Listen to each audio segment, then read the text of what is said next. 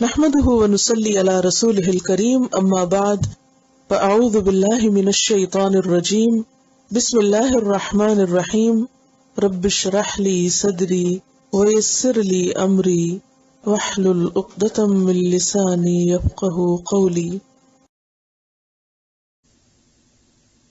وانفقوا في سبيل الله.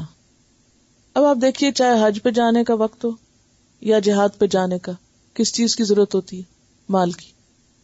اللہ کے راستے میں خرچ کرو.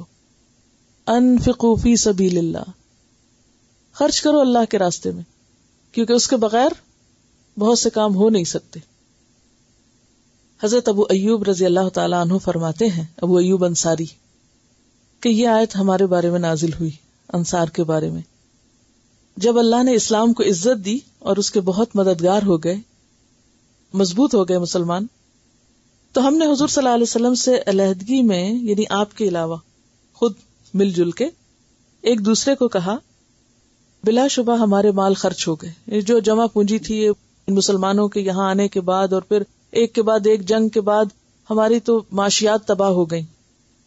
اب اللہ نے اسلام کو عزت دے دی، مددگار زیادہ ہو گئے، تو اب اگر ہم اپنے مال سنبھالیں اور تھوڑے اپنے بزنس زیادہ دیکھیں اور اپنی زمینوں کو دیکھیں اور اپنے حالات کو درست کریں، جو خرچ ہو چکا اس کی تلافی شروع کریں، تو اس پر اللہ تعالیٰ نے یہ آیت نازل فرمائی اور جو کچھ ہم نے آپس میں کہا تھا اس کی تردید کر دی کہ تمہاری ترقی صرف مال کمانے میں نہیں ہے، اللہ کی راہ میں خرچ کرتے رہو اور اپنے آپ کو ہلاکت میں نہ ڈالو.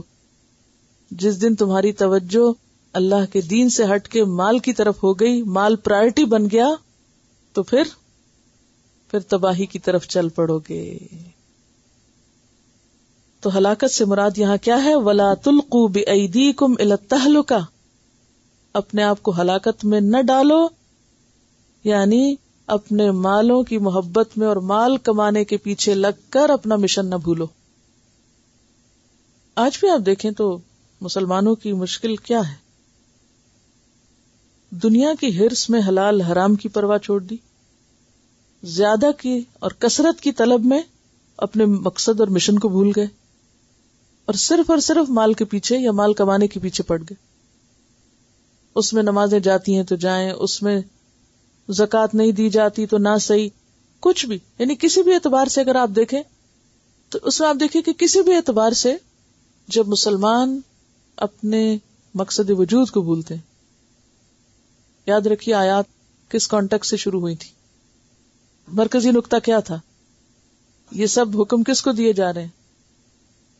امت مسلمہ کی حیثیت سے ذمہ داری نبھانے والوں کے لیے.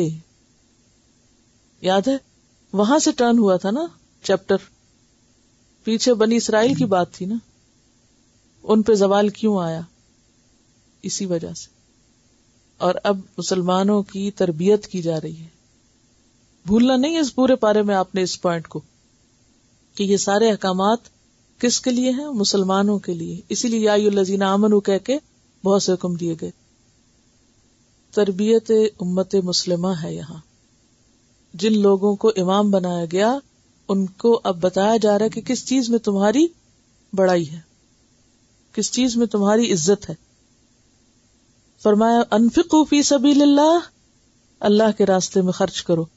ولا تلقوا بایدیکم الی التہلکہ، اپنے ہاتھوں سے خود کو ہلاکت میں نہ ڈالو. واحسنوا، اور احسان کرتے رہو. اور احسان سب سے زیادہ کس چیز سے ہو سکتا ہے؟ مال سے. اور مال ہی کو خرچ کرنا سب سے مشکل کام ہوتا ہے. ان اللہ یحب المحسنین، بے شک اللہ محسنین سے محبت رکھتا ہے.